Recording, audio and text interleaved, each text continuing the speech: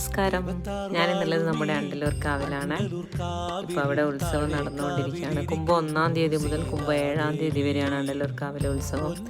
ഇവിടുത്തെ പ്രധാന പ്രതിഷ്ഠ എന്ന് പറയുന്നത് ശ്രീരാമദേവനാണ്.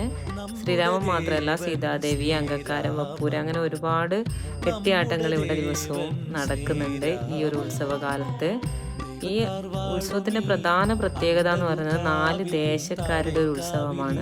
അതായത് ഒരു ഗ്രാമം മുഴുവൻ വ്രതശുദ്ധിയോടുകൂടി ഒറ്റ മനസ്സോടുകൂടിയാണ് ഈ ഉത്സവത്തിൻ്റെ ഭാഗമാവുന്നത്.